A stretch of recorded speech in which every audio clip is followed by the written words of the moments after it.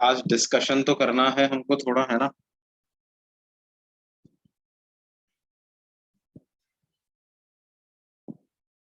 लेकिन उसके पहले क्या है,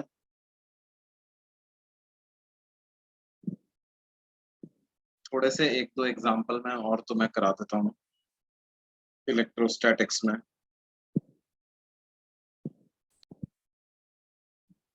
जैसे देखो, मान लो हमसे कहा जाए कि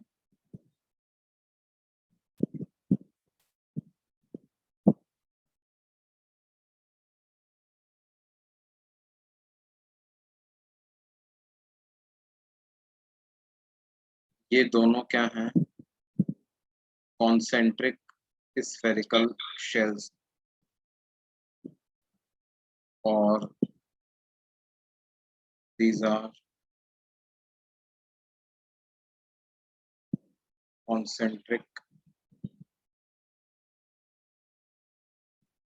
metallic shells of radius capital R and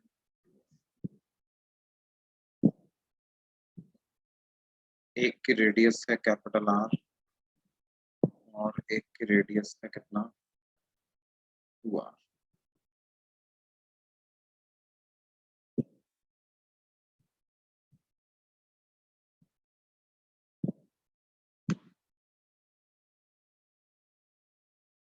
इस पे चार्ज है Q, इस पे चार्ज है 2K। ठीक है।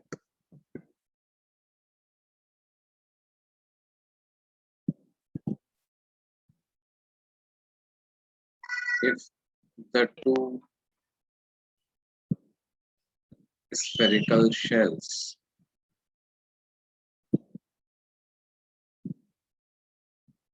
are connected by or conducting wire,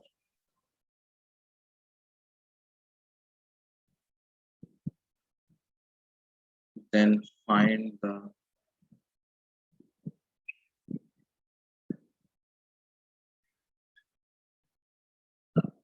charge that flows through the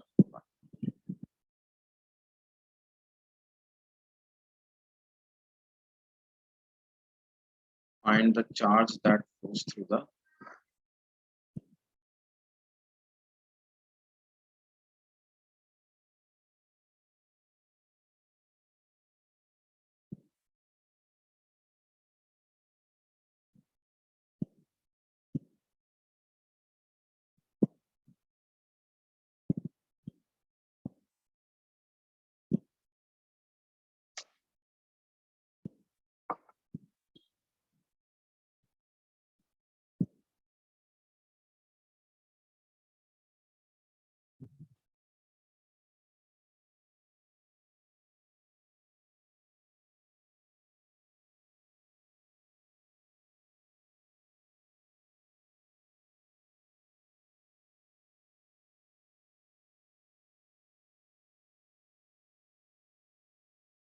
तो देखो बच्चों, इस तरह के क्वेश्चंस को कैसे करते हैं।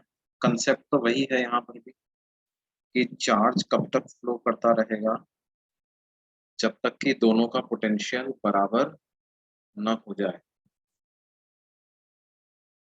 अब देखो, मान लो कि चार्ज वगैरह फ्लो सब करने के बाद अंदर वाले के पास चार्ज हो गया Q1 और बाहर वाले के पास चार्ज हो गया Q2।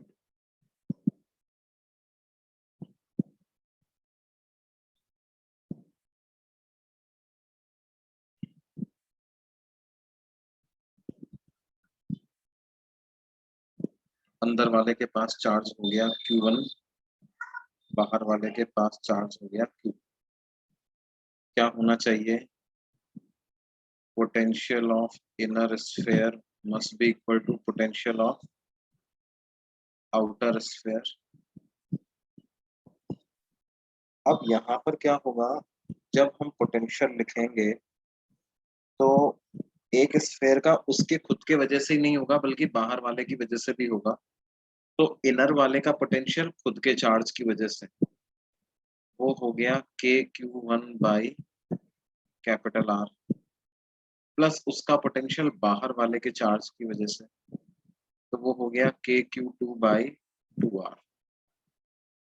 और आउटर स्फीयर का जब पोटेंशियल लिखूंगा तो Q1 की वजह से आएगा KQ1/2R और Q2 की वजह से आएगा KQ2/2R। तो क्या होगा, KQ2/2R से KQ2/2R कैंसिल हो गया, तो आपके पास क्या आ गया, KQ1/R equal to KQ1/2R। That means KQ1/2R is equal to 0, यानी Q1 इज इक्वल टू,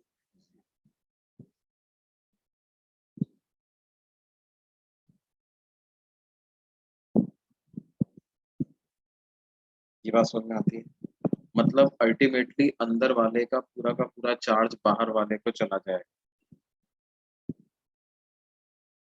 दूसरी इक्वेशन चार्ज कंजर्वेशन की भी तो लगाएंगे, तो Q1 प्लस Q2 किसके बराबर होना चाहिए, 3Q के बराबर, क्योंकि आपस में ही चार्ज शेयर हुआ है। तो इसका मतलब अल्टीमेटली क्या हो गया, Q1 की वैल्यू 0 हो गई और Q2 बराबर हो गया किसके, पूरा का पूरा 3Q के। ये हमेशा ही होगा बेटा। सर हाँ बोलो भाई। सर वी इनर में सर बाहर की वजह से तो नहीं पोटेंशियल आएगा ना कोई, मतलब वो तो उसके बाहर है हाँ ना, तो तो अंदर इनर से। वाले का बाहर वाले की वजह से पोटेंशियल लिखा है ना, इनर वाले का नहीं खुद के चार्ज की वजह से इतना आया और इनर वाले का बाहर की वजह से इतना आया। सर बाहर वाला नहीं आना चाहिए ना, मतलब वो तो क्यों, उसके अंदर है ना।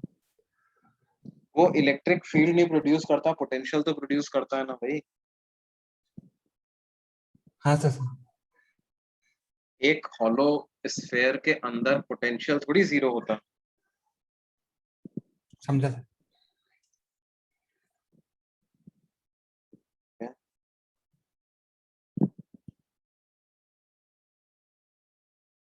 सर आज ये लेसन का लास्ट डे या कल भी यही लोगे आप? क्या बोल रहे हो बेटे। मतलब ये चैप्टर खत्म हो गया है ना, इलेक्ट्रोस्टैटिक्स, अभी सिर्फ उसका मिसलेनियस चल रहा है ना, ये सब क्वेश्चंस। हाँ हाँ हाँ हाँ हाँ आज खत्म हो जाएगा सर पूरा। हाँ। आज मतलब अपना आज दूसरा चैप्टर चालू कर देंगे हम लोग, ग्रेविटेशन आज चालू कर देंगे। अच्छा ये चीज समझ में आई तुमको। सर इसमें आउटर शेल के अंदर मतलब क्यू इनसाइड 0 होना चाहिए, तो वैसे क्या क्या कैसे? बोल रहे हो बेटे, हाँ मतलब उस, देखो आप वैसे भी कर सकते हो कि क्या है, ये वाला जो वायर है ना, बेसिकली ये भी तो एक कंडक्टिंग वायर है। तो इलेक्ट्रोस्टैटिक कंडीशन में इसके हर पॉइंट पर इलेक्ट्रिक फील्ड 0 हो जाएगा। अब वो इलेक्ट्रिक फील्ड 0 करने का एक तरीका क्या है कि जो चार्ज है वो पूरा का पूरा बाहर वाले पर यूनिफॉर्मली डिस्ट्रीब्यूट कर दूं और अंदर वाले का चार्ज 0 कर दूं, क्योंकि अंदर वाले पे अगर चार्ज रहेगा तो वो यहाँ पे कुछ ना कुछ इलेक्ट्रिक फील्ड प्रोड्यूस करता ही रहेगा। तो ऐसा भी सोच सकते थे आप कि भाई फाइनली इलेक्ट्रोस्टैटिक कंडीशन आएगी, सही चार्ज बाहर मूव करना फ्री होगा, मतलब बंद होगा, तो फिर अपन ऐसे इसको कर सकते हैं।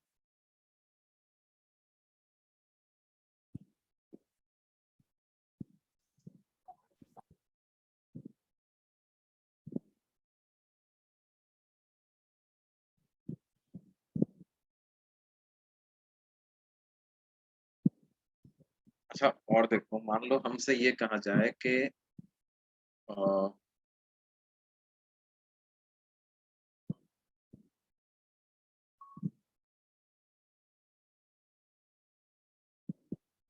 ये एक स्फेयर, दो कॉन्सेंट्रिक स्फेयर्स हैं,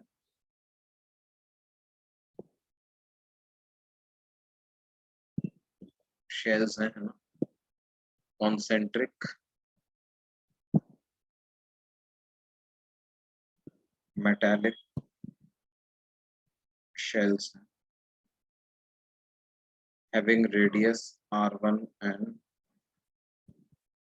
and charges q1 and अंदर वाले की रेडियस r1, उस पे चार्ज q1। बाहर वाले की रेडियस r2, उस पे चार्ज। अब हमने क्या किया, इनर स्फेयर को हम अर्थ कर देते हैं।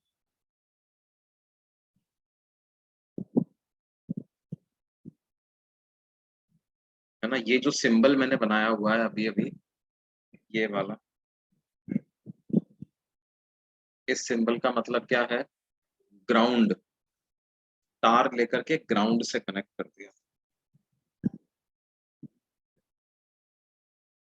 If the inner shell is earth, then find the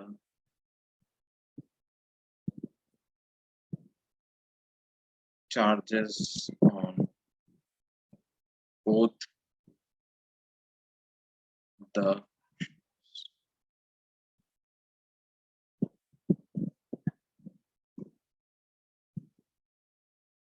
find the charges on both the shells.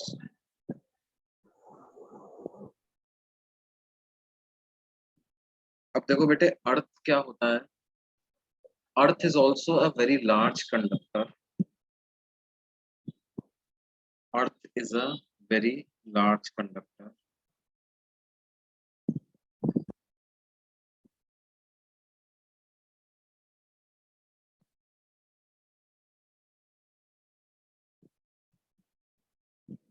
and its potential is 0।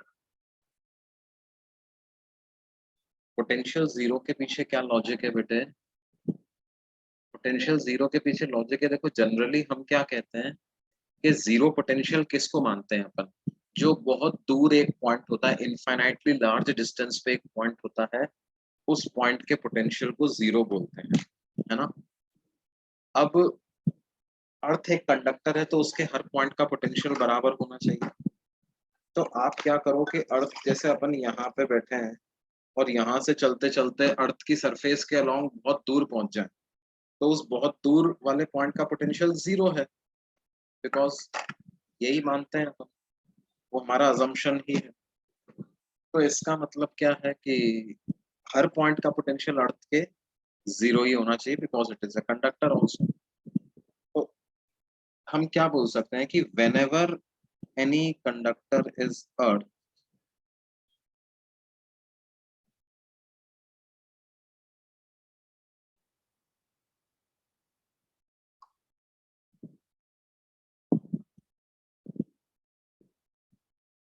the potential of that conductor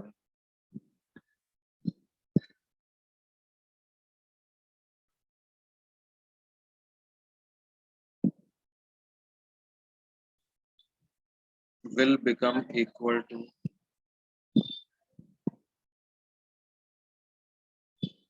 potential of earth,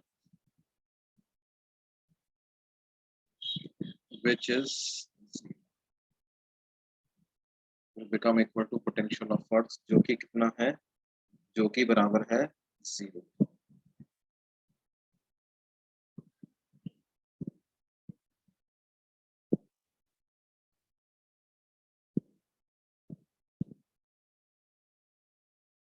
अच्छा, बाहर वाले शेल के बारे में तो सोचने की कोई जरूरत ही नहीं है, उसको तो किसी से कनेक्ट ही नहीं किया, तो उसका तो चार्ज जैसा है वैसा का वैसा ही बना रहेगा। तो क्या होगा बेटे, सिर्फ अंदर वाले का चार्ज ही चेंज होगा। तो हम मान लेते हैं कि फाइनली अंदर वाले पे चार्ज आ गया है x और बाहर वाले पे चार्ज आ गया है q।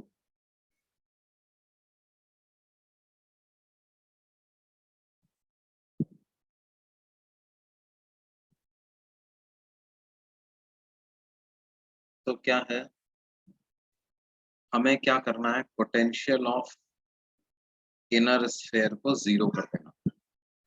अब इसका पोटेंशियल कैसे लिखें, इसके खुद के चार्ज की वजह से, तो वो आ जाएगा K X by R one plus outer वाले के चार्ज की वजह से ये आ जाएगा K Q two by R. This must be equal to 0।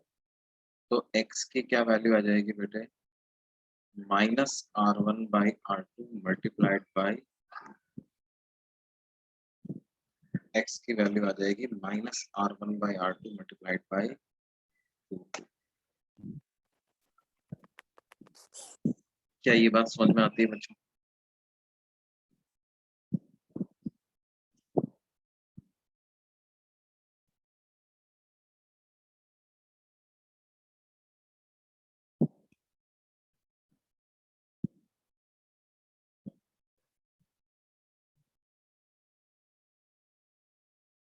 Sir एक मिनट पिछला पेज दिखाऊं?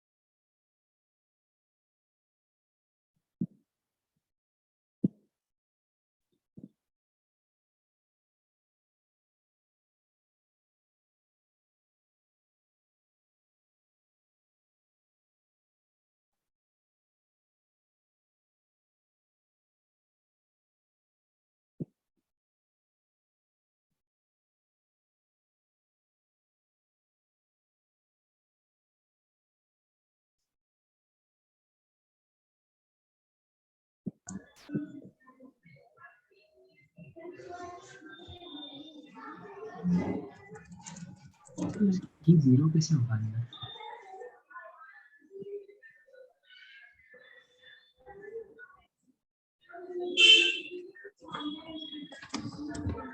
हाँ बच्चा, हो गया, नोट कर लिया ये वाला? हाँ सर। ओके।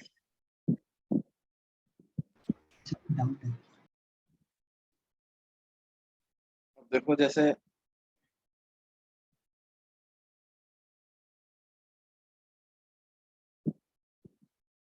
मान लो कि इसी इसी सवाल में हमसे यूं कह दिया जाए कि इनर वाले को अर्थ करने की जगह आउटर वाले को अर्थ कर दें, तो क्या होगा?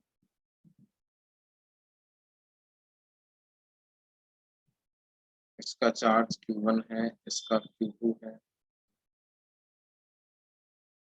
ये R1 रेडियस है, बाहर वाले का रेडियस R2 है, और आउटर स्फीयर इज अर्थ।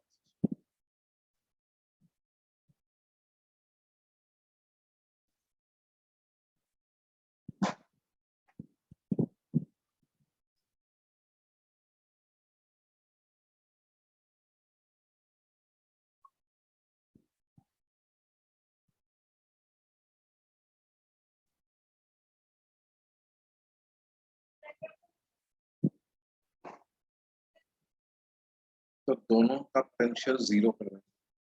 एक बच्चा पूछ रहा है, सर अगर अर्थ किसी भी एक को अर्थ करने के बाद दोनों को आपस में कनेक्ट कर दिया तो क्या होगा? दोनों का पोटेंशियल 0 कर देंगे, तो उस केस में तो क्या होगा, पूरा का पूरा चार्ज ही अर्थ में फ्लो कर जाएगा। सर लास्ट पेज दिखा सकते हो आप? हम्म।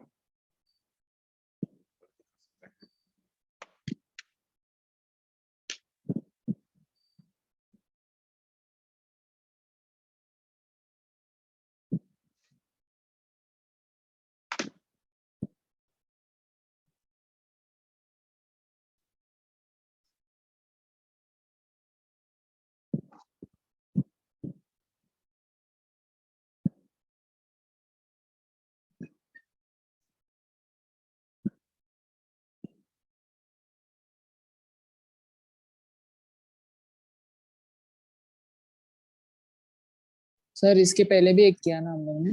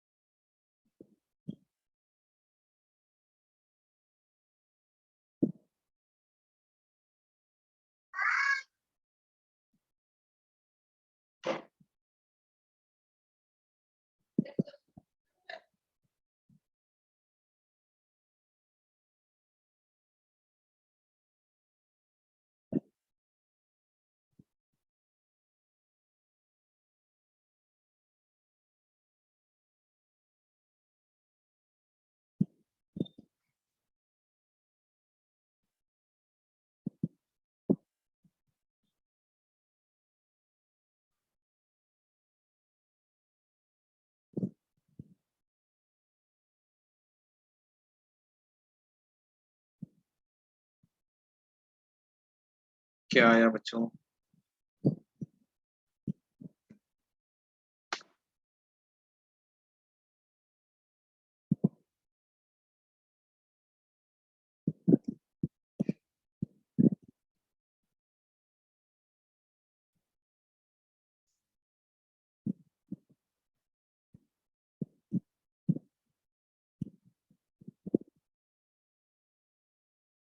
आउटर वाले को हमने सर दोनों एक दूसरे के अपोजिट रहेंगे अर्थ साइन में। करेंगे। हाँ बिल्कुल सही बात है। इनर वाले पे तो बदलने की जरूरत नहीं है, बाहर वाले पर x मान लेते हैं।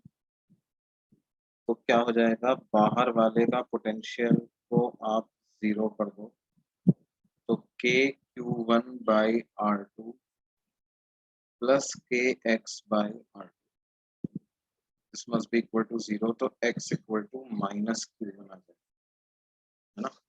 इनर वाले पे तो Q1 ही रहेगा, बाहर वाले पर Q2 आ जाएगा। अच्छा, ये Q1 और Q2 डिस्ट्रीब्यूट कैसे होंगे, इस पे भी अपन चर्चा कर लें। तो क्या होगा, देखो इनर वाले की इनर सरफेस पे तो चार्ज 0 रहे, इनर वाले की इनर सरफेस पे तो चार्ज 0 रहे, और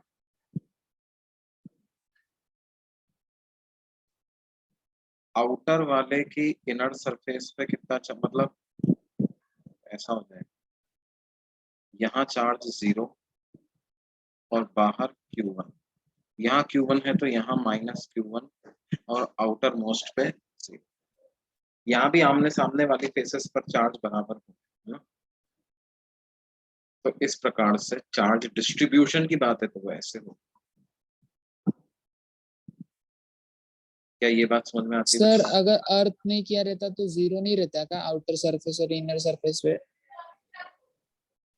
नहीं, अर्थ करने के पहले क्या था, अर्थ करने के पहले ऐसा रहा होगा कि यहाँ 0, यहाँ Q1, यहाँ माइनस Q1, माइनस Q1 और बाहर Q2 प्लस। इनर वाले की इनर पे तो 0 ही होगा ना, इनर वाले के इनर पे कितना चार्ज इंड्यूस होगा, जितना कैविटी में रखा होगा उसका अपोजिट चार्ज इंड्यूस होगा।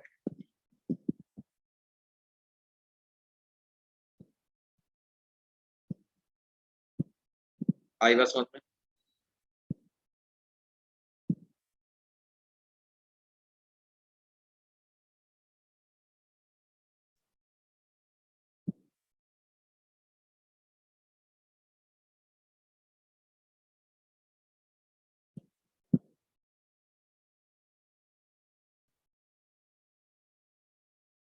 और देखो चलो 3 स्फीयर का लेते सर हैं।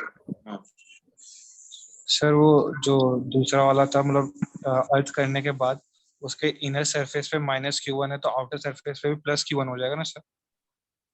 क्यों, टोटली उसका कितना है, टोटल चार्ज उसका अपन ने पता किया ना, x की वैल्यू क्या आई थी, -Q1 आई थी ना। x क्या था, आउटर वाले का टोटल चार्ज, आउटर वाले का टोटल चार्ज आया था -Q1।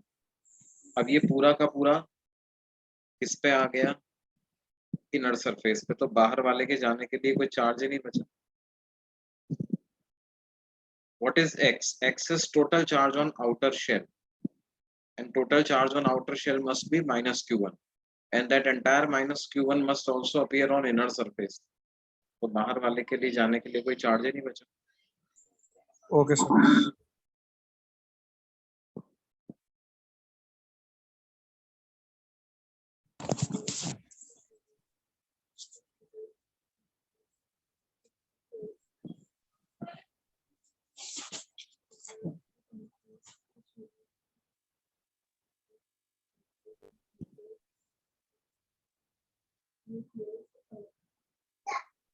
रवीश की रिपोर्ट देखते हुए यस सर, 3 concentric हाँ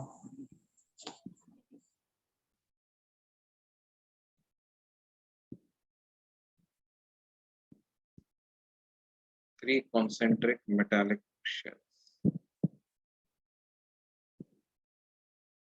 और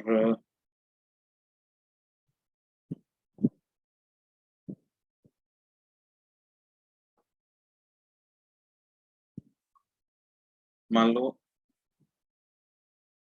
इन पे चार्ज है Q, 2Q, 3Q, ऐसे चार्ज है। रेडियस है R, 2R and 3R।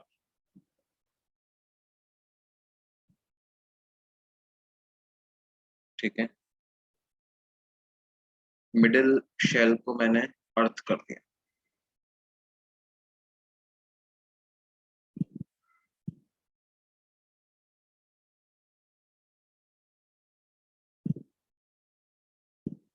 If the shell of radius 2R is Earth,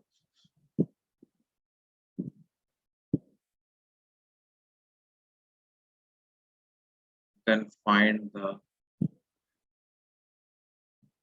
charge on the middle sphere, middle shell. Also find charge on all the surfaces individually.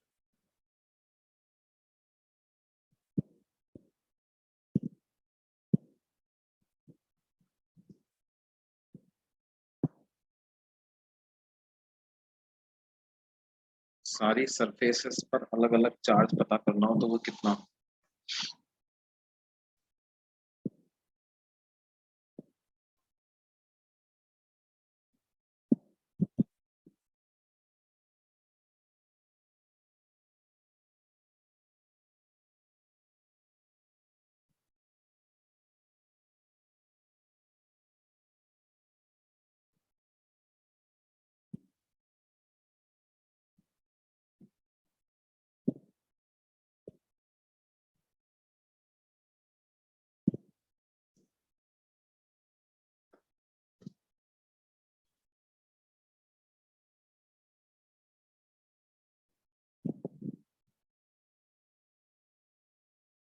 Sir middle shell मतलब दो shell के अंदर वाला या सबसे बीच वाला, उस पे किस पे फाइंड करना है? वे तीन ही तो हैं, तीन है ना, तो बीच वाला ना भैया। Okay sir.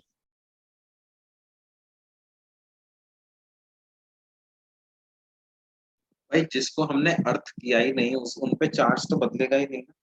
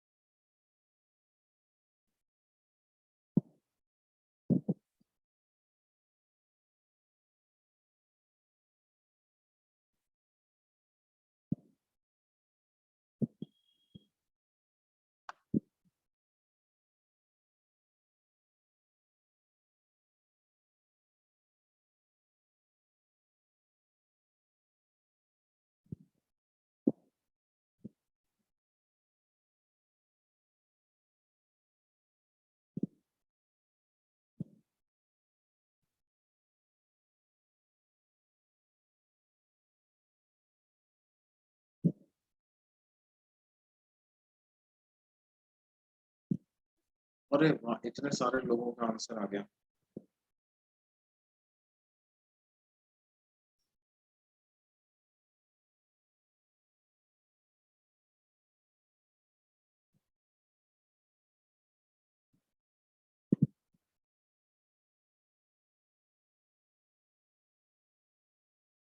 अच्छा, सबसे पहले तो तुम मिडिल शेल पे टोटल चार्ज बताओ ना। मिडिल जो बीच वाला शेल है उसका टोटल चार्ज कितना?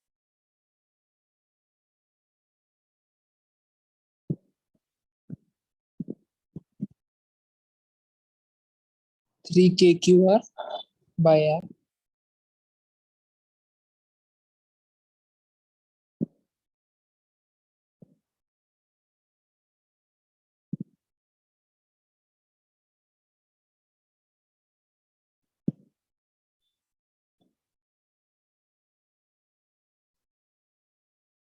देखो कैसा करें बच्चों, बीच वाले शेल पे चार्ज x मान लेते हैं, बाकी उनका तो चार्ज बदलेगा नहीं, तो पोटेंशियल ऑफ मिडिल शेल को 0 कर देने का है। तो अंदर वाले की वजह से क्या होगा, उसका पोटेंशियल के क्यू बाई टू आर, उसके खुद के चार्ज की वजह से होगा के एक्स बाई टू आर, और बाहर वाले की वजह से होगा K three Q by three R. This must be 0। अभी इधर के बाई आर से मैं के बाई आर कैंसिल कर ही देता हूँ, 3 से 3 कैंसिल हो गया, x बाई टू की वैल्यू क्या हो गई, माइनस क्यू बाई टू, तो x बाई टू हो गया -3 क्यू बाई टू, तो x की वैल्यू -3 क्यू आ गई। ये कितने लोगों का आ गया था यार? सबसे पहले तो इस बात पे रेज योर हैंड हो जाए, x इक्वल टू -3 क्यू कितने लोगों का? Please raise your hand.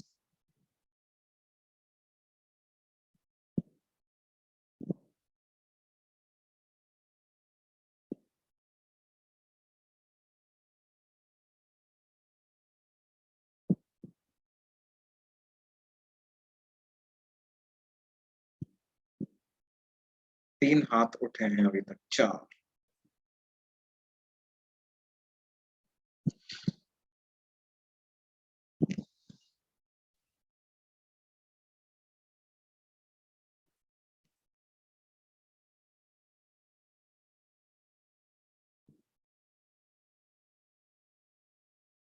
पाँच।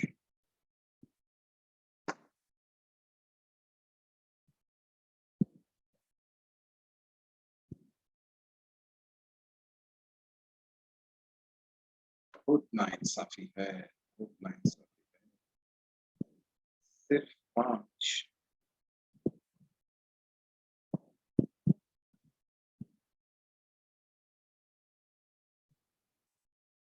भाई क्या हो रहा है? बाकी लोग भी करो यार। मैं तो सोच रहा था कम से कम 40-45 हाथ उठेंगे। बहुत तो आसान है, इतना तो आसान है भाई। क्या कौन सी टर्म लिखने में दिक्कत आ रही है?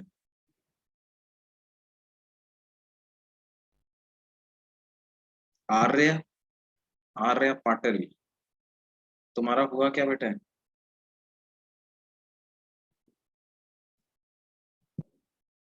First term. अरे एक शेल की वजह से बाहर इस जगह का पोटेंशियल लिखना है आप, इस शेल की वजह से। तो कैसे लिखते हैं बाहर वाले पॉइंट का पोटेंशियल? कैसे लिखते हैं? के Q upon distance from centre, ठीक है। और बाहर वाले की वजह से अंदर वाले का पोटेंशियल कैसे लिखते हैं? के क्यू अपॉन रेडियस। भाई ये वाला फॉर्मूला याद करो ना तुम। ये शेल है, इस शेल के अंदर जब हम पोटेंशियल लिखा करते थे तो क्या फॉर्मूला होता था? के क्यू बाई कैपिटल आर। और जब बाहर लिखा करते थे potential at R greater than capital R, तो वो होता था के क्यू बाई स्मॉल आर।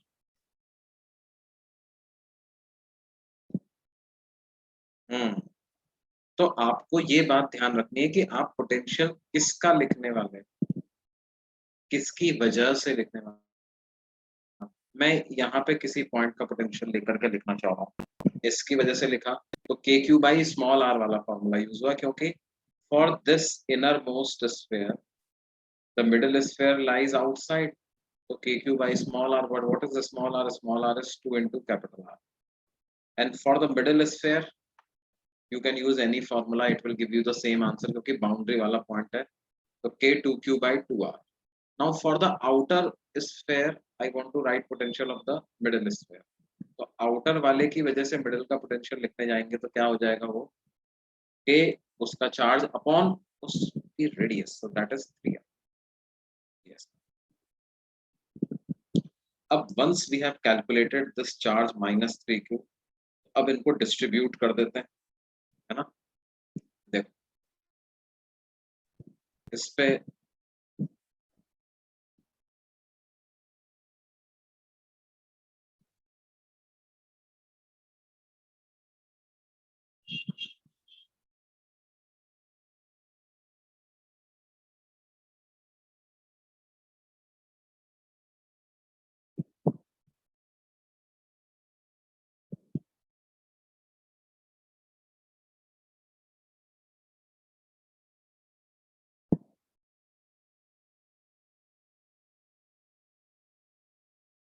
ये इस पे चार्ज टोटल चार्ज क्यू है ना, तो इनर वाले की इनर पे तो चार्ज 0 होगा, तो इसका पूरा का पूरा चार्ज इधर आ जाएगा।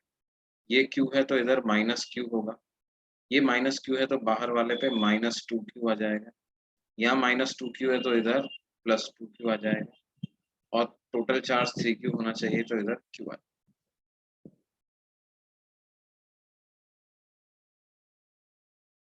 ये लॉजिक समझ में आता है बच्चों? फर्स्ट शेल के इनर पे 0, आउटर पे क्यू, सेकंड के इनर पे माइनस क्यू, आउटर पे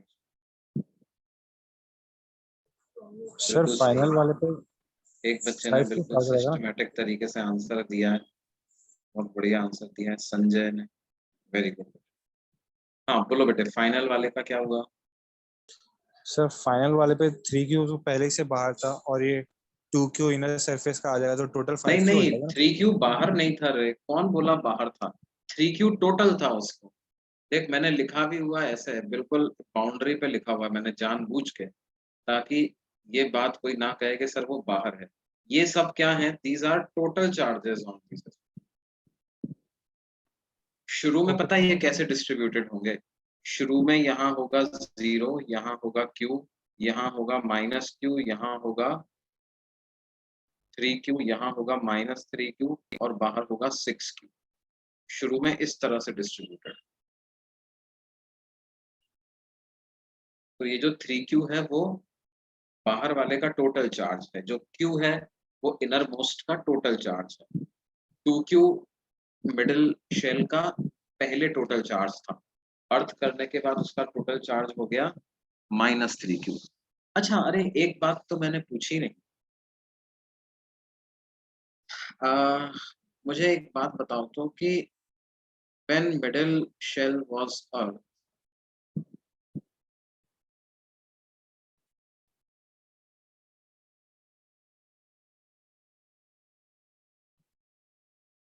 what charge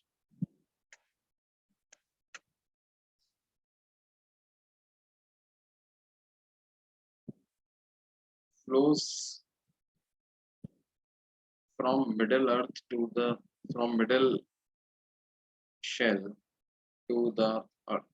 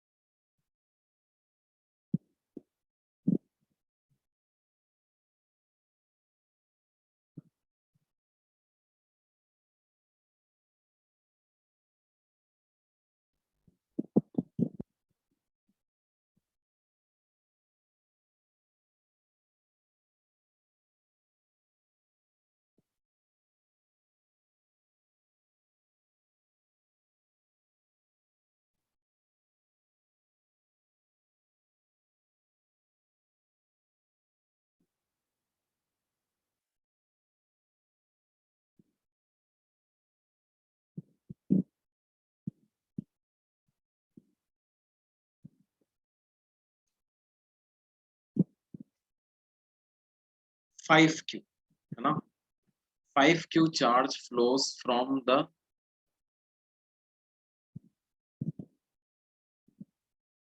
इसका आंसर क्या होगा? 5q charge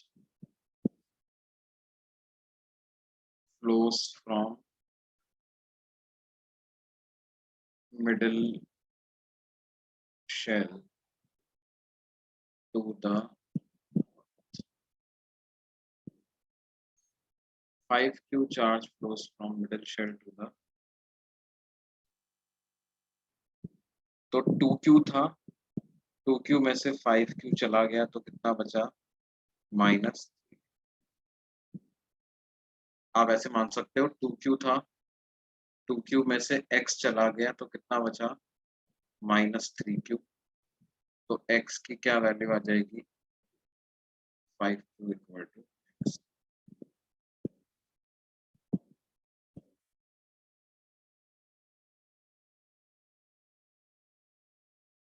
भाई मैंने क्वेश्चन बिल्कुल नॉन एम्बिगुअस टाइप का पूछा था, मेरे क्वेश्चन में कोई एम्बिग्यूटी नहीं थी कि क्या, मैंने पूछा था what charge flows from middle shell to the earth, middle shell से अर्थ में कितना चार्ज फ्लो किया। तो क्या इसकी कोई एम्बिग्यूटी थोड़ी है?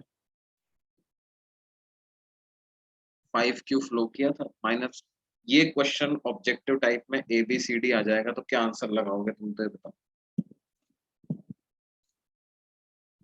5q लगाओ।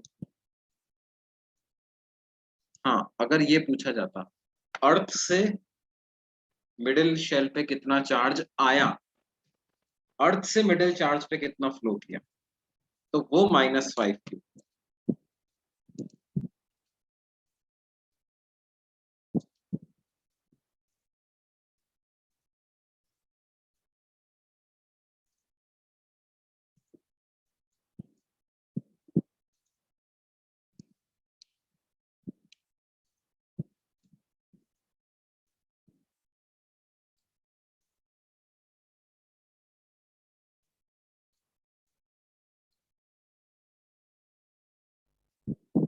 देखो, अच्छा एक चीज मैं और बता देता हूँ and then we can finally conclude that this chapter. And वो चीज क्या है, उस चीज को बताने का मेरे ऊपर बड़ा प्रेशर, वो चीज है इलेक्ट्रिक प्रेशर।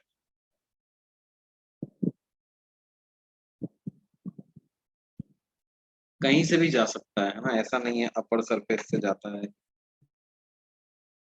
कहीं से भी जा सकता है। इलेक्ट्रिक प्रेशर, वो कंडक्टर तो पूरा सेम ही है ना यार, कहीं से भी। इलेक्ट्रिक प्रेशर, देखो क्या है ये इलेक्ट्रिक प्रेशर। तो कुछ नहीं, प्रेशर क्या होता है? Pressure is force per unit area. Pressure is force per unit area. और इलेक्ट्रिक प्रेशर क्या हो गया? इलेक्ट्रिक प्रेशर हो गया इलेक्ट्रोस्टैटिक फोर्स पर यूनिट, ये हो गया electrostatic force per unit.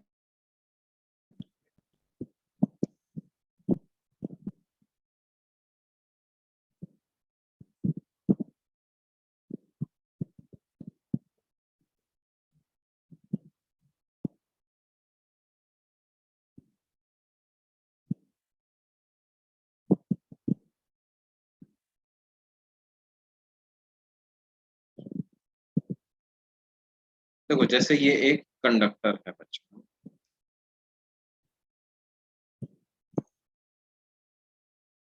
Consider this as a solid conductor.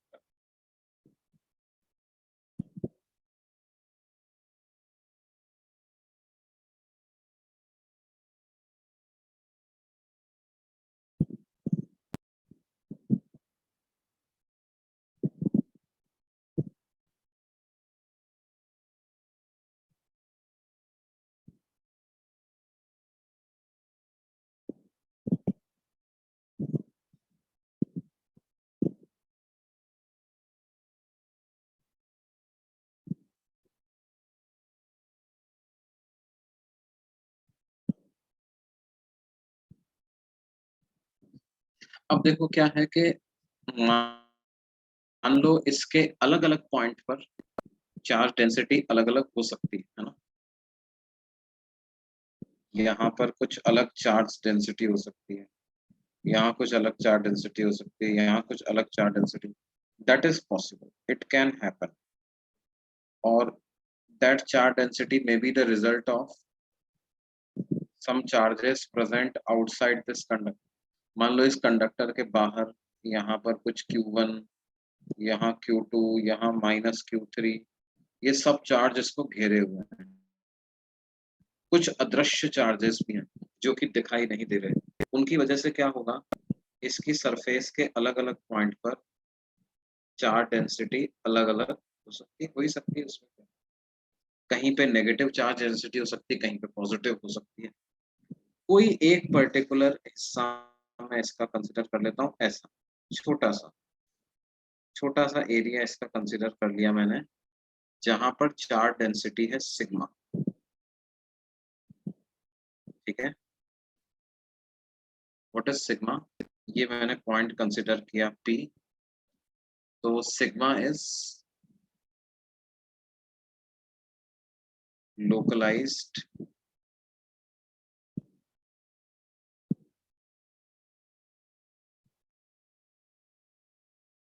surface charge density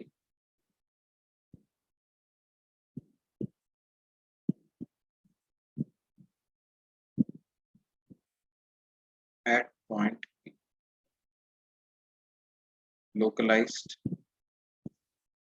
surface charge density at point P. This is sigma. Now, अगर ये सिग्मा पॉजिटिव हुआ तो यहाँ पर इलेक्ट्रिक फील्ड, अच्छा इलेक्ट्रिक फील्ड की क्या डायरेक्शन होगी? Direction of electric field will be along normal to the surface at point P point पर परपेंडिकुलर डायरेक्शन में इंटेंसिटी ऑफ इलेक्ट्रिक फील्ड, ये पॉइंट, ये यहाँ का E वेक्टर। ठीक है, अब हम क्या, अच्छा ये E वेक्टर जो मैं बता रहा हूँ ना, this is the resultant intensity, not just due to sigma but due to all the charges present in the vicinity, q1 q2 minus q3 q4, सब की वजह से मिला करके E क्या है? E is resultant intensity at point P. E is resultant intensity at P. इसकी value पता लगानी है मुझे, इसकी वैल्यू पता लगानी है। इसकी वैल्यू कैसे पता लगाएं? तो देखो ये जो आपने यहाँ पर ये सरफेस कंसीडर करिए ना, इसका कुछ एरिया ऑफ क्रॉस सेक्शन है, तो आप क्या करो, इतने ही क्रॉस सेक्शन एरिया का, इतने ही क्रॉस सेक्शन एरिया का एक गॉसियन सरफेस बना दो, मतलब कि एक क्लोज सरफेस बना दो, और वो क्लोज सरफेस की शेप कैसी ले लो? सिलेंड्रिकल शेप ले लो इसकी, है ना। अब इस सिलेंडर का कुछ हिस्सा कंडक्टर के अंदर है, कुछ हिस्सा कंडक्टर के जस्ट बाहर है, very very small length conductor मैंने कंसीडर किया। इसका cross sectional area dA।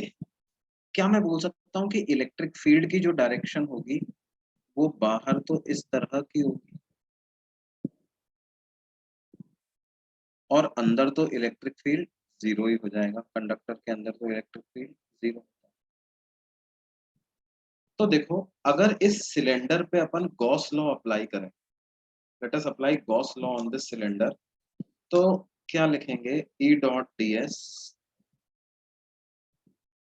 Is equal to Q inside divided by epsilon naught. देखना, बहुत गॉस लॉ की बहुत सुंदर एप्लीकेशन है। E dot ds equal to Q inside by epsilon naught. अब E मुझे क्या निकालना है? पूरे क्लोज सरफेस में से। क्लोज सरफेस का क्या क्या हिस्सा है? कर्व पार्ट और वो दो फ्लैट डिस्क। जो कर्व पार्ट और जो फ्लैट डिस्क सिलेंडर के, मतलब इस कंडक्टर के अंदर लाई कर रही है, जो सिलेंड्रिकल पार्ट और जो कर्व, जो फ्लैट डिस्क कंडक्टर के अंदर लाई कर रही है, उसको तो भूल जाओ आप, उसमें से तो कोई फ्लक्स पास नहीं हो रहा, इतने हिस्से में से तो भूल जाओ, यहाँ से तो अपन मुक्त हैं, ई ही जीरो है तो कोई फ्लक्स पास होगा। अब इस हिस्से पे आते हैं, कौन सा वाला हिस्सा, जो कि कंडक्टर सिलेंडर का वो हिस्सा जो कि कंडक्टर के बाहर लाई करता है। अब उसके भी दो पार्ट है, कर्व पार्ट, फ्लैट पार्ट। क्या कर्व पार्ट को इलेक्ट्रिक फील्ड की लाइन ग्रेज करते हुए निकल जाएंगी? क्या कर्व पार्ट को इलेक्ट्रिक फील्ड लाइंस ग्रेज करते हुए निकल जाएंगी? कर्व पार्ट को इलेक्ट्रिक फील्ड लाइंस ग्रेज करते हुए निकल जाएंगी। तो कर्व पार्ट में से ई तो जीरो नहीं है, note that E is not zero, but E का फ्लक्स जीरो हो जाएगा, किसमें से, कर्व पार्ट में से। फ्लैट पार्ट जो है, कौन सा फ्लैट पार्ट, ये जो बाहर बाहर जो फ्लैट पार्ट, उस फ्लैट पार्ट के नॉर्मल वेक्टर की डायरेक्शन में ही ई वेक्टर है ना। जो बाहर वाला फ्लैट पार्ट है, इस सिलेंडर का बाहर वाला फ्लैट पार्ट, उसका नॉर्मल वेक्टर और ई वेक्टर तो सेम डायरेक्शन में है। मान लेते हैं इंटेंसिटी ऑफ इलेक्ट्रिक फील्ड का मैग्नीट्यूड ई है, तो फ्लक्स को मैं E मल्टीप्लाइड बाई dA ऐसा लिख सकता हूँ क्या? Where what is dA? dA is this cross sectional area. This cross sectional area of the cylinder. Cylinder का क्रॉस सेक्शनल एरिया। अब अंदर कितना चार्ज लिखूं मैं, इसके अंदर कितना चार्ज लिखूं? देखो मैंने sigma localise surface charge density मानी थी, तो इस चार्ज को क्या सिग्मा इंटू dA ऐसा लिख सकते हैं? Sigma localise surface charge density थी। देखो चार्ज सिर्फ यहीं पे तो होगा, इसकी बाउंड्री पर, तो वो सिग्मा डीए हो जाएगा and that divided by epsilon. तो ये डीए से डीए कैंसिल होता है, यानी E in the vicinity, just cylinder की सरफेस पर सर क्या इंटेंसिटी ऑफ इलेक्ट्रिक फील्ड आ जाएगी, सिग्मा बाय एप्सिलॉन नॉट। और देखो गॉस लॉ में अपन ने पढ़ा था कि लेफ्ट हैंड साइड में जो ई आता है वो ई रिजल्टेंट होता है, इसमें सारे चार्ज का कंट्रीब्यूशन आ जाता है। ये ध्यान दो, ये सिर्फ सिग्मा की वजह से नहीं है बच्चों, इसमें सारे चार्जेस का कंट्रीब्यूशन आ गया है, ये नेट इलेक्ट्रिक फील्ड है कि नहीं? तुम कहोगे यहाँ सर अजीब बात कर रहे हो आप, ना इसमें Q1 दिख रहा है, ना Q2 दिख रहा है, ना Q3, ना -Q3, ना Q4, ना Q5, और आप कह रहे हो कि ये ई सबकी वजह से है। हाँ बेटे, बिल्कुल सबकी वजह से है। देखो भले ही ये Q1, Q4, Q5, -Q3 का आपको इसे के एक्सप्रेशन में नहीं दिख रहा, लेकिन ये जो कंडक्टर पे सरफेस चार्ज डेंसिटी सिग्मा जमा हुई है, क्या इन सब में, सिग्मा में इन सब का कंट्रीब्यूशन है कि नहीं? कंडक्टर पे जो सरफेस चार्ज डेंसिटी हम बोल रहे हैं सिग्मा, उस सिग्मा में इन सब का कंट्रीब्यूशन आ गया है, ठीक है। तो जो हमने सिग्मा के टर्म्स में ई लिखा है, हाँ ये बात जरूर है कि अगर आपको किसी तरीके से वो सिग्मा की वैल्यू पता चल जाती है, तो उस सिग्मा वाले सरफेस के जस्ट पास में इंटेंसिटी ऑफ इलेक्ट्रिक फील्ड को लिख सकते हो सिग्मा बाई एप्सिलॉन नॉट। और सिग्मा पॉजिटिव हुआ तो ई आउटवर्ड नॉर्मल की डायरेक्शन में आ जाएगा, सिग्मा नेगेटिव हुआ तो ई इनवर्ड नॉर्मल की डायरेक्शन में आ जाएगा, sigma by epsilon naught into n cap, ऐसा अपन बोलते हैं। Intensity of electric field near the surface of a conductor is given by the formula sigma by epsilon naught n cap, where sigma is localized surface charge density.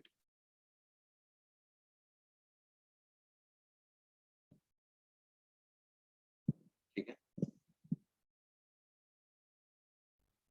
अच्छा अब इसमें एक बात और इंटरेस्टिंग आती है ना,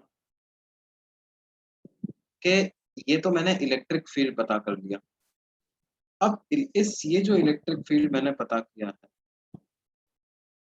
this conductor can be of any shape, बिल्कुल किसी भी शेप का।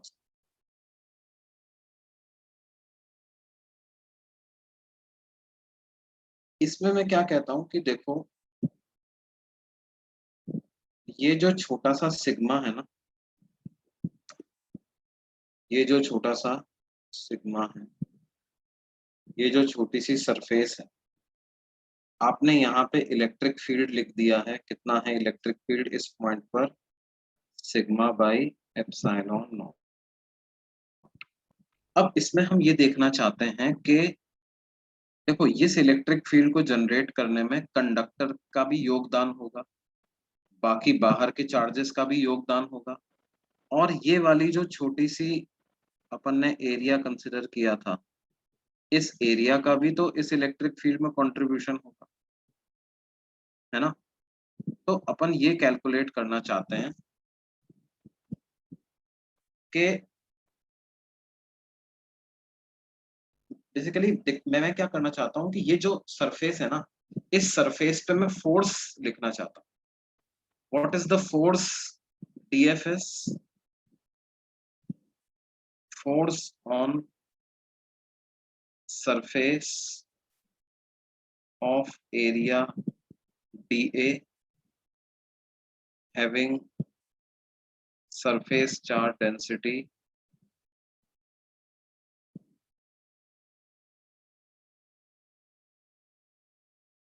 sigma. DFS force on surface of area DA, इस DA एरिया के सरफेस पर फोर्स अगर DF है और उस सरफेस की चार्ज डेंसिटी सिग्मा है, तो मेरा जो इलेक्ट्रिक प्रेशर आ जाएगा ना बेटे, वो इलेक्ट्रिक प्रेशर क्या आ जाएगा? DF upon DA। अब ये फोर्स लिखने के लिए मैं कौन सा फॉर्मूला यूज करूंगा? इसका charge into intensity of electric field. अब चार्ज को मैं क्या लिख दूंगा? Sigma into DA multiplied by intensity of electric field.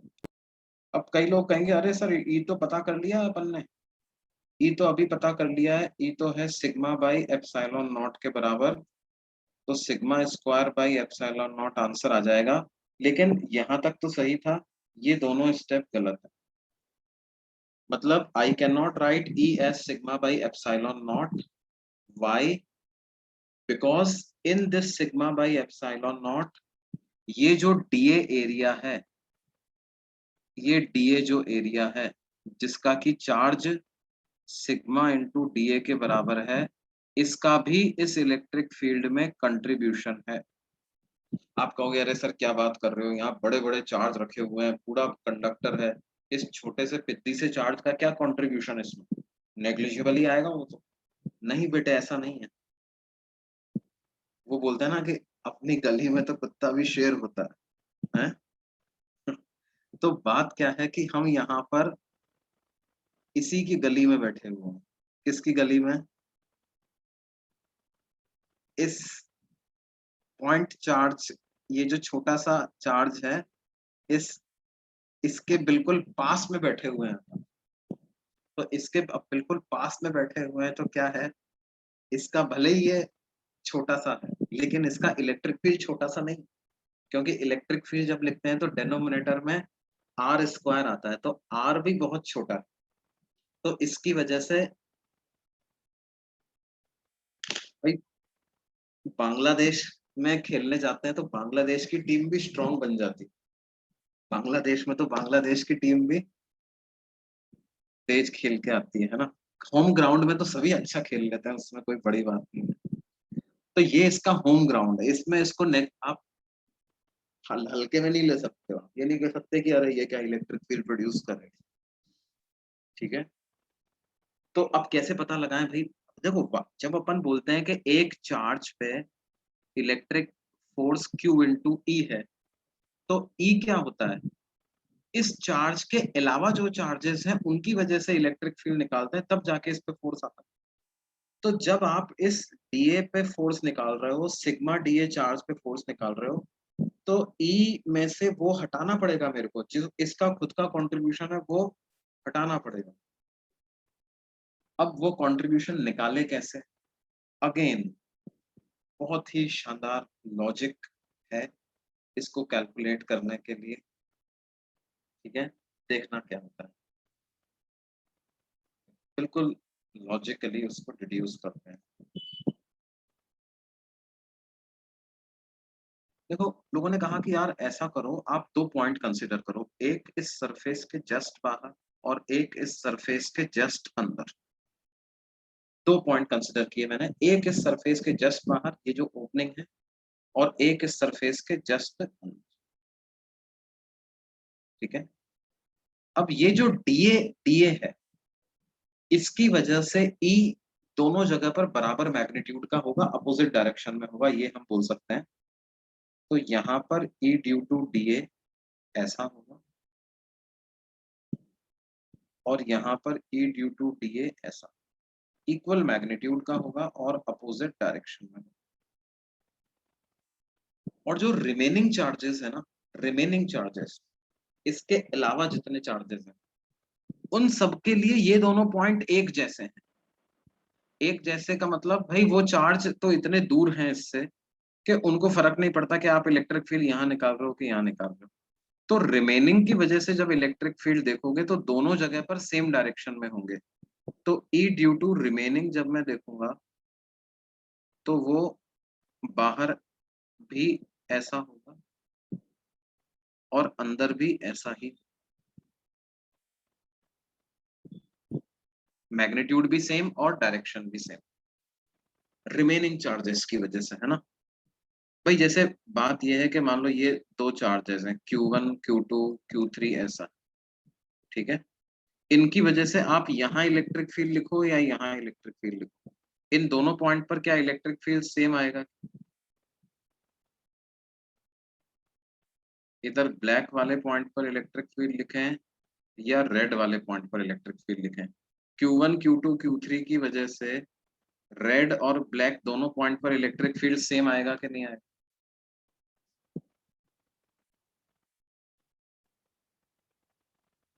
E dA नहीं, E due to DA. E dA का मतलब क्या है? E due to DA,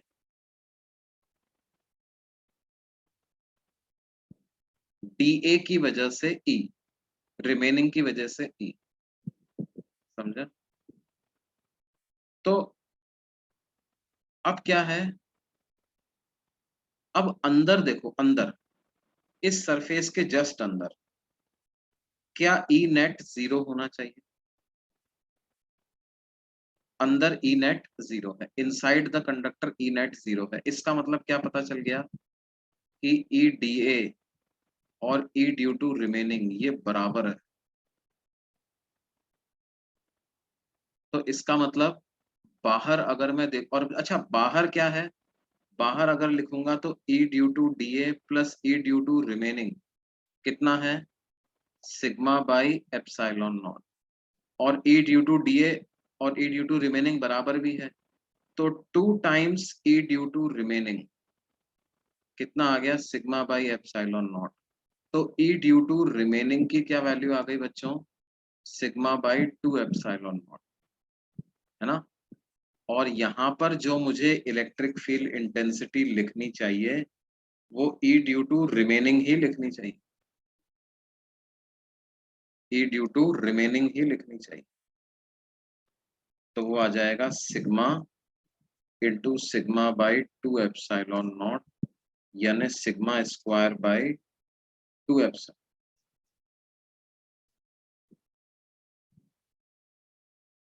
remaining कौन प्रोड्यूस कर रहा है?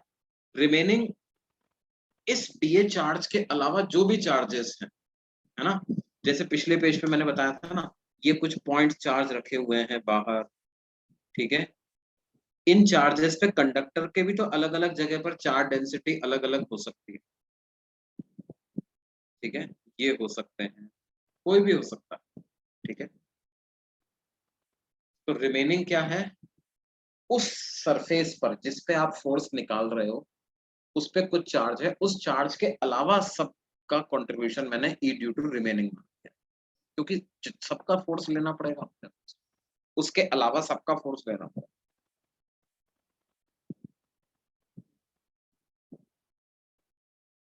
ई ड्यू टू डीए क्यों निकाल रहे हैं वो नहीं समझा। नहीं, हम ई ड्यू टू रिमेनिंग में इंटरेस्टेड, हम किस में इंटरेस्टेड हैं? ई ड्यू टू रिमेनिंग में इंटरेस्टेड है। और मुझे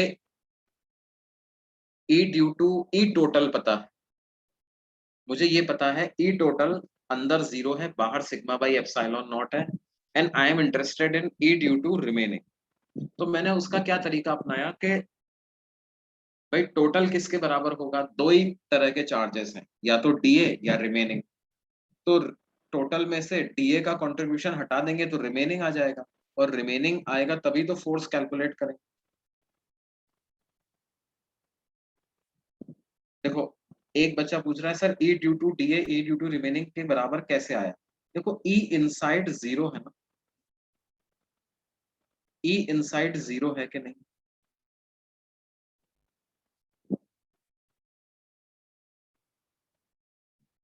ई इनसाइड जीरो है ना, तो ई इनसाइड जीरो है तो ये दोनों बराबर होने चाहिए, ई रिमेनिंग और ई डीए, तभी तो ई इनसाइड जीरो होगा, वरना कैसे हो जाए।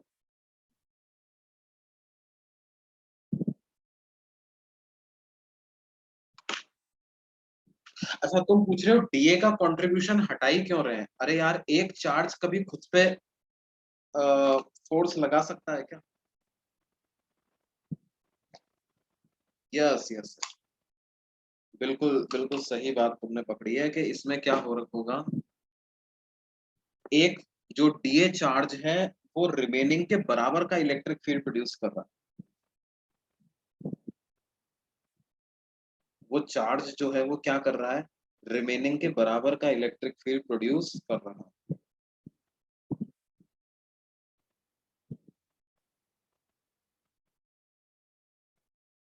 कहाँ पे, कहाँ पे, अपनी गली में, हर जगह पे नहीं, किधर, खुद के इलाके में, खुद डीए के बहुत पास, उन पॉइंट्स पर जहां से डीए की डिस्टेंस बहुत कम है।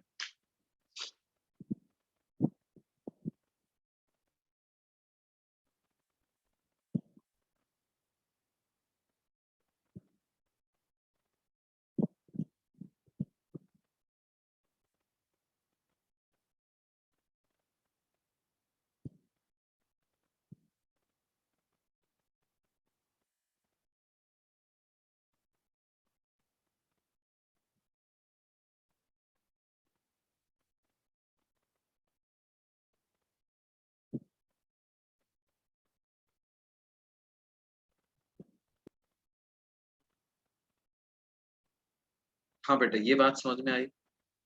तो ये जो अगर कंडक्टर की सरफेस पर किसी भी एक पॉइंट पर सरफेस चार्ज डेंसिटी सिग्मा है, localised surface charge density sigma है, तो इन- वहां पर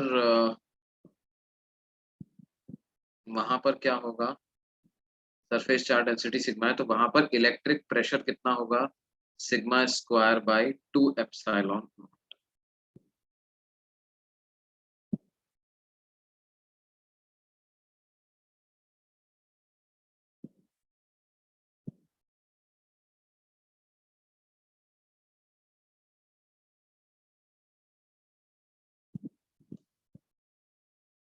यस यस, बिल्कुल बिल्कुल, बिल्कुल एप्लीकेबल होगा।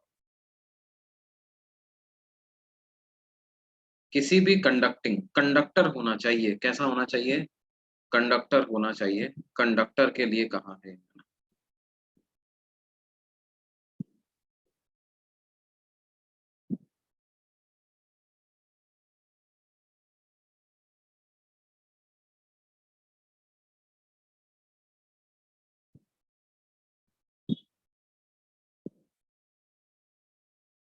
चार्ज पार्टिकल मतलब एक पार्टिकल के लिए क्या करोगे तुम,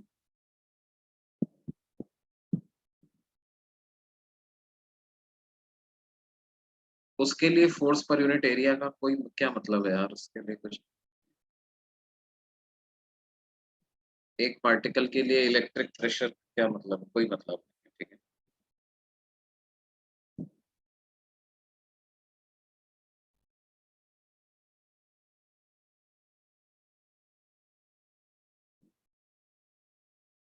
तो बच्चों with this we complete this electrostatic chapter, है ना। अभी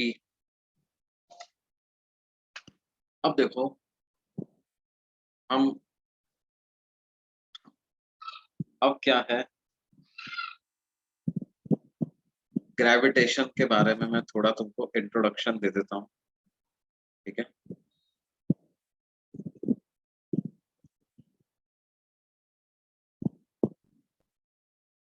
Newton gave this laws of gravitation.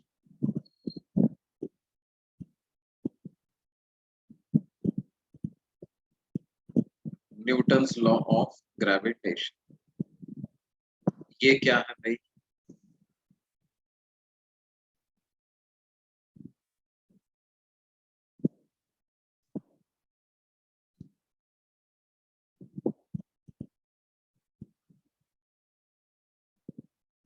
दो पार्टिकल्स हैं जिसका मास m1 और m2 है। तो उन्होंने कहा कि ये जो पार्टिकल्स हैं ये एक दूसरे को हमेशा अट्रैक्ट करेंगे by virtue of their mass,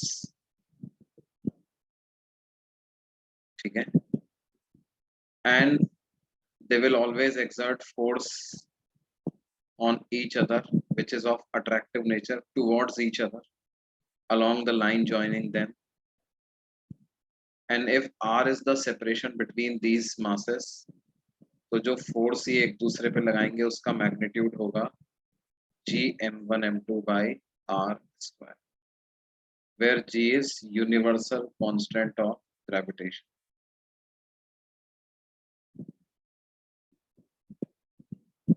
sir ये सब नोट्स में लिखना है ना अभी? हाँ बेटे, ये सब अभी नोट्स में लिखना है ना? हाँ क्यों नहीं लिखना भाई।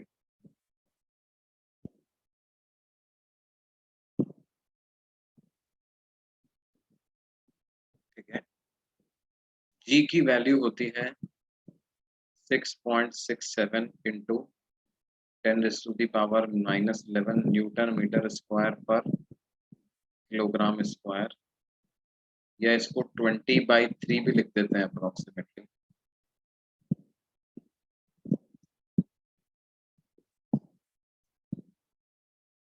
ठीक है, ग्रेविटेशनल फोर्स और इलेक्ट्रोस्टैटिक फोर्स में एक बहुत मैसिव अंतर क्या होता है, दोनों मास पॉजिटिव ही होंगे हमेशा, but despite masses being positive always, gravitational force is always attractive in nature.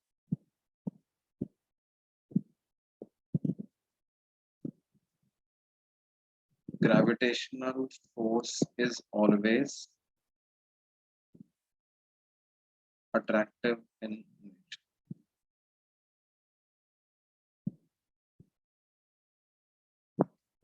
हमेशा अट्रैक्टिव टाइप का। ये डिफरेंट है किससे, इलेक्ट्रोस्टैटिक्स। सिमिलैरिटी क्या है, इनवर्स स्क्वायर लॉ की सिमिलैरिटी। तो इस वजह से हम देखेंगे कि क्या होगा, देखो वहां पर दो पॉजिटिव चार्जेस एक दूसरे को रिपेल करते थे, यहाँ पर दो पॉजिटिव मासेस एक दूसरे को अट्रैक्ट करेंगे और मास हमेशा ही पॉजिटिव होगा, तो ग्रेविटेशनल फोर्स हमेशा ही अट्रैक्टिव नेचर का होगा, है ना। It will always be attractive in nature.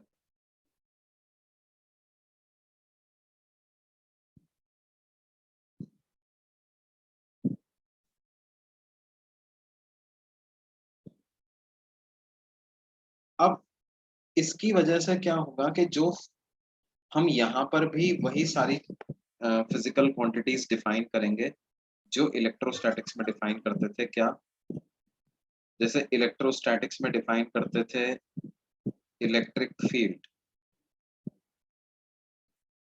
Intensity, तो यहाँ डिफाइन करेंगे क्या, gravitational field intensity.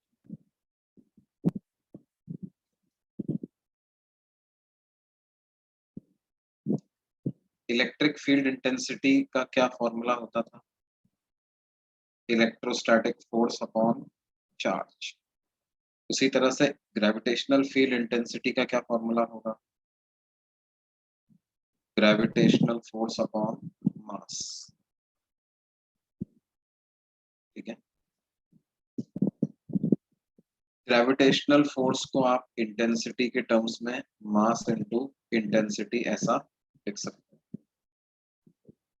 Intensity of electric field की यूनिट होती थी, इसको ई वेक्टर से रिप्रेजेंट करते थे जनरली, है ना। इसकी यूनिट होती थी न्यूटन पर कूलम। ग्रेविटेशनल फील्ड इंटेंसिटी की यूनिट होगी क्या? न्यूटन पर केजी। ऐसा ही हो,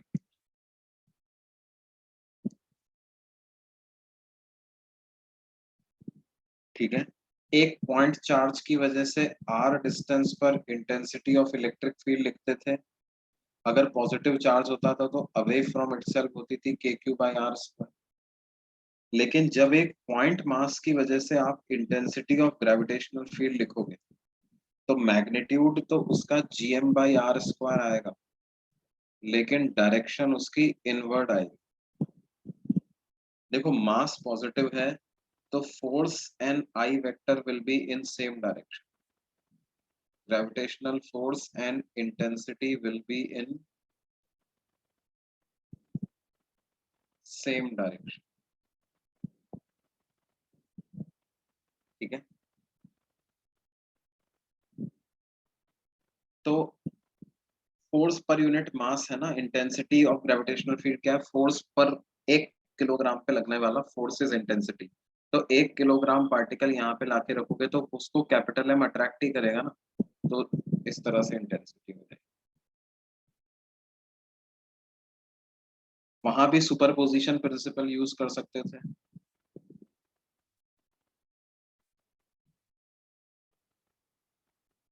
इधर भी आप सुपरपोजिशन प्रिंसिपल यूज कर सकते हैं।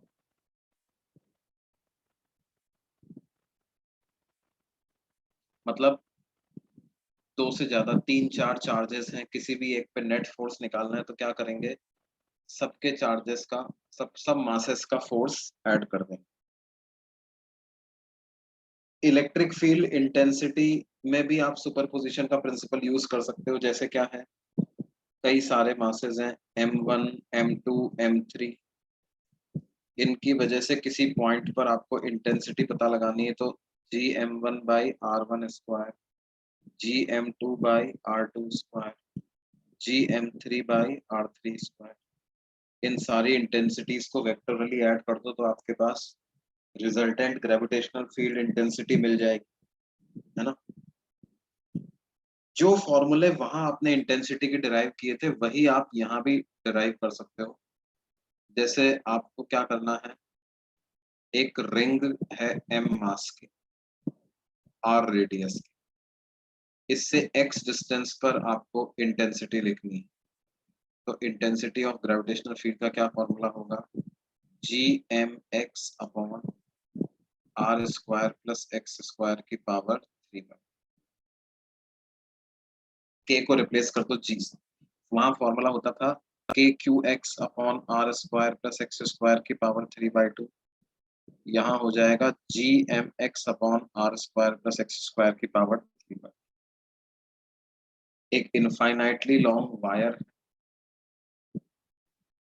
उसका लैम्डा मान लो लीनियर मास डेंसिटी,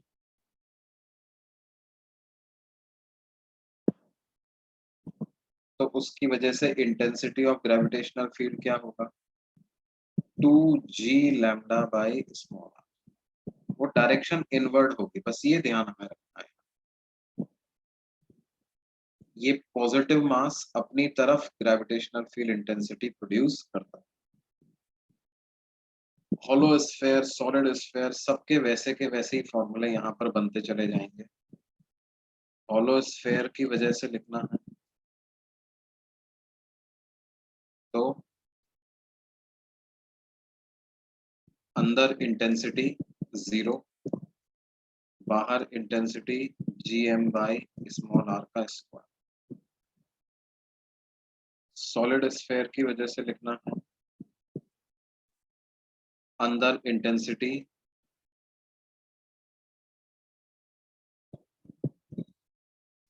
gm/r/r³ और बाहर इंटेंसिटी gm/r²।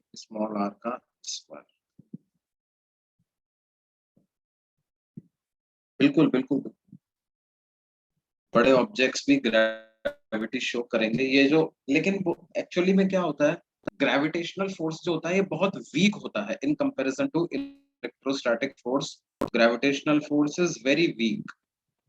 अगर हम क्या करें बच्चों, दो इलेक्ट्रॉन्स लें, if we take two electrons और उनके बीच में इलेक्ट्रोस्टैटिक रिपल्शन और ग्रेविटेशनल अट्रैक्शन का रेशो निकालें, है ना, F E upon F G का रेशो अगर मैं निकालूं तो ये वैल्यू 10⁻42 तक जाती। मतलब electrostatic forces far greater than million million million million 7 times million आएगा, उतना फैक्टर से बड़ा है ये। तो इसलिए क्या है, ग्रेविटेशनल फोर्स हमें महसूस नहीं होता है।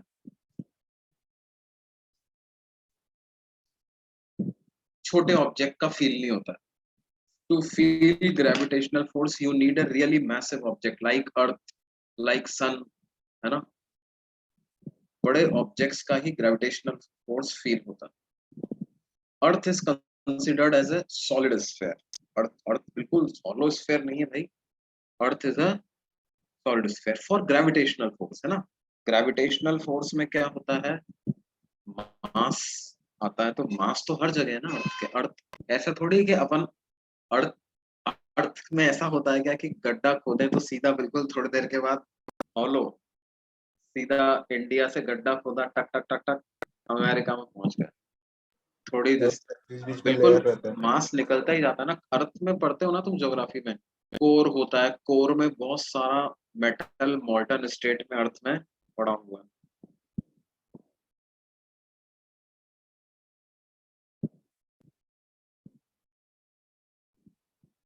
ठीक है, तो ठीक है बच्चों, आज के लिए अपन इतना ही पढ़ते हैं। अगली क्लास के लिए आपका होमवर्क क्या रहेगा, इलेक्ट्रोस्टैटिक्स का सेक्शन एच तक हम लोग डिस्कस कर चुके थे, E F G H I भी डिस्कस कर चुके थे ना। अब हमको डिस्कस करना है एक तो एक्सरसाइज 1 का सेक्शन जे और एक्सरसाइज 2 पार्ट 1 कंप्लीट। ये दोनों मैंने पिछली क्लास में भी दे चुका था। अच्छा आई बाकी था तो आई कर लेंगे। और एक्सरसाइज 2 का पार्ट 3 ये डिस्कस करेंगे बच्चों अगली क्लास में, ठीक है। अगली क्लास में सबसे पहले यही डिस्कस करेंगे। Sir, hello sir. हाँ हाँ बेटा। सर अभी ग्रेविटेशन चैप्टर कंप्लीट होने को कितने लेक्चर लगेंगे मतलब अप्रॉक्स? यार 3 लेक्चर मानो। सर 3 में हो जाएगा 3 पूरा लेक्चर, कंप्लीट? हाँ। क्योंकि देखो अब अपन क्या है, ग्रेविटेशनल फील्ड वगैरह के फॉर्मूले दोबारा तो डिराइव करेंगे नहीं, है ना। जैसे स्फेयर का, रिंग का intensity of gravitational field same as intensity of electric field, है ना। तो वही जो फॉर्मूले हैं उनके खाली अपन फॉर्मूले देखेंगे, फॉर्मूला क्या है, कैसे उसको यूज करना है ना। तो 3 लेक्चर में ग्रेविटेशन खत्म हो जाएगा। हाँ ओके बोलो। सर। उसके बाद हम करंट इलेक्ट्रिसिटी पढ़ेंगे।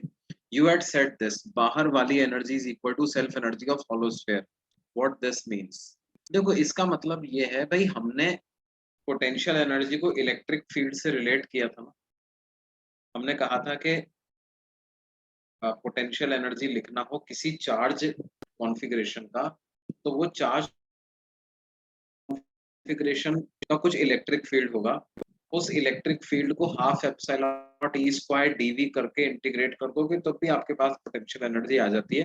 This is one way of calculating potential energy directly from intensity of electric field without worrying about the charge distribution. तो अगर आप इलेक्ट्रिक फील्ड के हिसाब से देखें तो हॉलो स्फीयर में इलेक्ट्रिक फील्ड अंदर तो होता नहीं है, सिर्फ बाहर ही होता है ना। अंदर इलेक्ट्रिक फील्ड्स की इंटेंसिटी 0 है हॉलो स्फीयर की, तो अंदर एनर्जी डेंसिटी भी 0 है। एनर्जी डेंसिटी 0 है तो हम कहेंगे कि अंदर कोई एनर्जी इसकी प्रेजेंट नहीं, because E inside hollow sphere is 0. Whatever potential energy is, that is because of E present outside the hollow sphere. ये है उस स्टेटमेंट का मतलब कि बाहर वाली energy is equal to self energy of hollow sphere. अंदर इलेक्ट्रिक फील्ड है ही नहीं ना।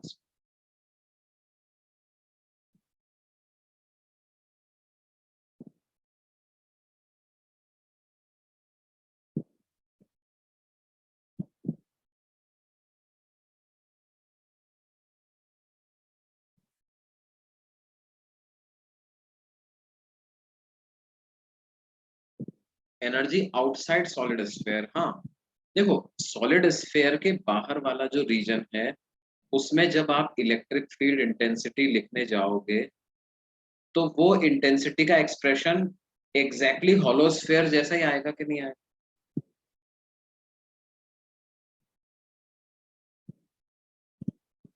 सॉलिड स्फीयर के बाहर जब इंटेंसिटी लिखने जाओगे इलेक्ट्रिक फील्ड की तो वो एक्सप्रेशन एग्जैक्टली हॉलो स्फीयर के जैसा ही आएगा। अब आपको सॉलिड स्फीयर के बाहर एनर्जी निकालनी है कि कितनी स्टोर्ड है, तो आप क्या करोगे, half epsilon naught E square into d V करके कैपिटल आर से इंफिनिटी तक इंटीग्रेट करोगे, है ना। ये जो इंटीग्रेशन है क्या ये इंटीग्रेशन हॉलो स्फीयर के जैसा ही आ जाएगा।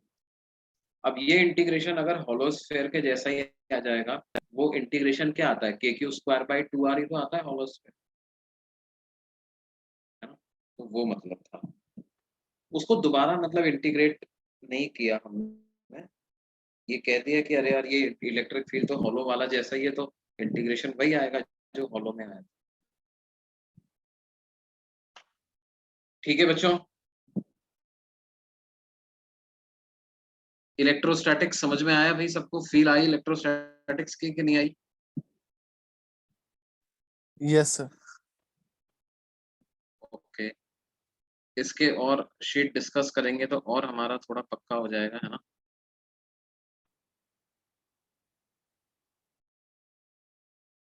तो ये अगली क्लास में ये दोनों होमवर्क जरूर करके लाने हैं। अभी के लिए